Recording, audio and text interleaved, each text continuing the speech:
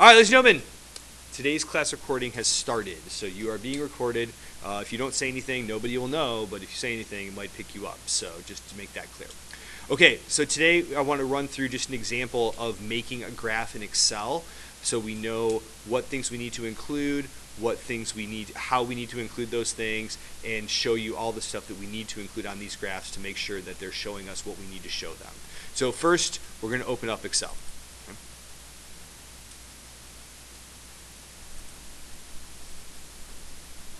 Okay, so as far as making graphs goes, Excel works on numbers.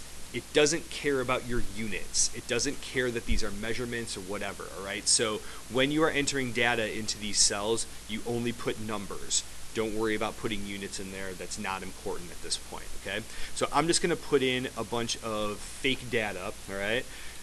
What I find works best is that if you put your data in columns, that will make the graph turn out the way it's supposed to most often, okay? So I'm going to add a number here, and I'm going to put a 0 in A1. I'm just making these numbers up, okay? I'm putting 1.2 here, 1.9 here, 3.2 here, 3.8 here, 5.0 here, and 6.1 there, okay?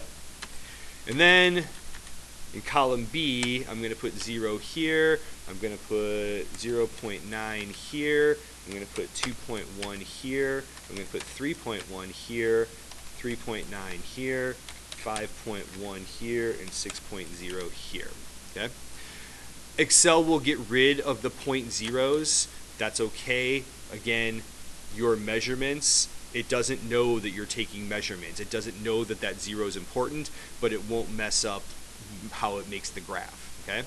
So first things first, we need to tell it what we want to make the graph of. So we'll just highlight the squares of the graph, or highlight the squares that contain the numbers we want to make the graph of. If you go to the Insert menu up at the top here, in the middle section it'll give you a bunch of different options as far as graphs go. In this class, most often we are going to use this one, which is called a scatter graph. A scatter graph plots one set of data against another set of data. It's an XY scatter plot like you learned back in 6th grade or whatever, how to put points on a graph, okay? It calls one column the X values, it calls one column the Y values, all right?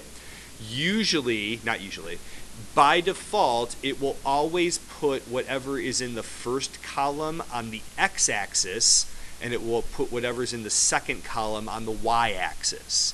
You can change that if you want to manually, but for our purposes, it's probably just easiest if you put whatever you want on the X-axis in column A and whatever you want on the Y-axis in column B, okay? All right, so if you click this drop down here, you'll see that there's a bunch of different types of scatter graphs, and it's showing you little previews down there. When we're making graphs in this class, we always want to just put the dots on the graph, all right? No connecting the lines, no smoothing it out. Right now, we just want to put the dots on the graph, okay? Because these are our actual measurements that we took. The conclusions we draw or the trends that we show, that's where we're going to put the lines on. Right here, we just want to put the dots on the graph. So if I just click that, boom, there it is, and I get my generic graph. Okay? Lots of things that we need to do to make this graph look the way that we want it. There are a few things that every graph has to include. What's one thing that every graph has to conclude? Units on the side, or labels for our axis, right? So if we come up here to the green plus and check this here, it's labeled as chart elements. If you click that, it gives you a bunch of options as far as your chart is concerned. We're going to go with axis titles. If you just click that, you'll see that generic, right, shows up right here. It says axis title and axis title. We're going to go in and we're going to call that something more descriptive, all right? So we're going to call this fake data A because that's what it was, right? And then, but one thing that you guys should include, make sure that you include units when you're labeling your axis, right? So let's say these were distances, and I put them in centimeters. So you can just put that in parentheses afterwards, okay? And then here for this axis title, right, we'll call this fake data B, and let's say that that was in centimeters as well. Well, that doesn't really make sense, but that's okay. No, it's good. Okay. All right, so we've got labels for our axis, right? What else? It's got to be title, okay? Chart title is already up here. One thing that I'm going to be kind of picky on, especially at the beginning, your chart title should be something descriptive, all right? Example, for this lab, don't call your chart title Data Table 1 Round Objects, okay? That's not descriptive about what's on the graph. If we're making this graph, what would be a more descriptive title to put on this? Diameter versus circumference, or distance and time, distance versus time, or something like that. Make it something descriptive. If I could type, that would help. Okay? Don't just put part 1, chart 1, or something like that. Okay? Good there? All right. Why do we make graphs? All right, somebody else besides Carlos, all right? To analyze data, specifically, Gabe, how are we analyzing this data? Finding trends, right? And so how do we show, psst, psst. Hey. I don't care, you're disrupting everybody. And now it's on recording. Well, you are. Whether you're trying to or not, it's happening. So please, police yourself. Now I'm getting annoyed. Are you done? Thank you. How do we show the trends in the data? A line, a trend line, or sometimes you probably have heard of it as a best fit line before, right? Okay. Is a best fit line a connect the dots? No, right? It's the line that shows as close as we can, sort of, if we want to think of it as the average of those data points, okay? Excel can do that for you automatically, so you don't have to guess, all right? So we go back here to the green plus, chart elements, we come down here to trend line. If you just hover over it, it will put a fake one, or put like sort of a preview in there, but there's more here that we want to do. So instead of just clicking this box right here, I'm going to hit the arrow, and then one of my options when I hit the arrow is more options. And if you click that, you'll get a whole new window over here on the side, okay? Trend lines are not always lines. Sometimes our data curves. Sometimes it curves up, sometimes it curves down. It depends on the kind of data that we're showing. The three sets of data that you collected on this lab are actually going to be 3 different types of trend lines, because 3 different things happen when we measured one thing versus the other. Over here, the first thing where it says trend line options, you can pick what kind of line do you want it to be. Do you want it to be a linear? Do you want it to be a polynomial? Do you want it to be a power? Some of them aren't options right now, but some of them will show up when you do these things, okay? On the back of the lab that I gave you, on the back, the directions here for graphical analysis, it tells you what type of line or curve of best fit to use. So make sure that you're using the proper type of line to show the correct trend in the data, okay?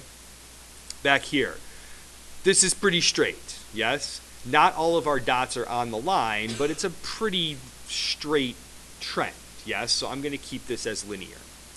Now, we use this to show trends, but by showing trends, what can we then do? If we know the trend in our measurements, what can we do with that? Predict another one, right? Here, I put in 7 data points. So that's 7 points that I actually measured.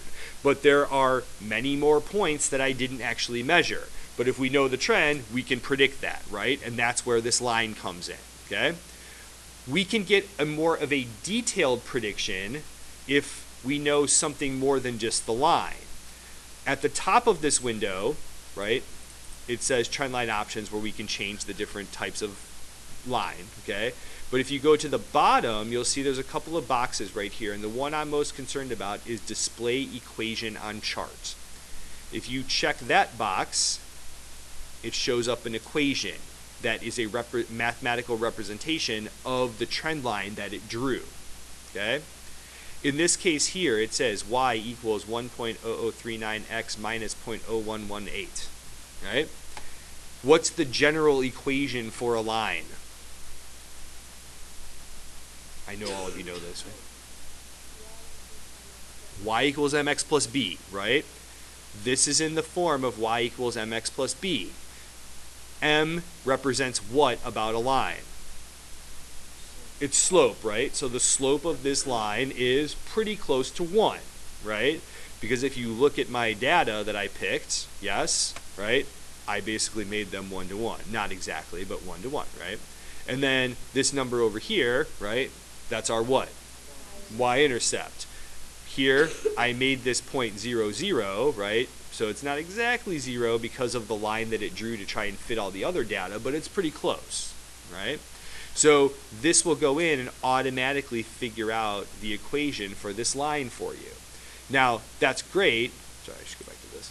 That's great for a line. It's pretty easy to do for a line, but if we have something curved or something that slopes, it's a lot harder to do manually, so Excel will do it for you.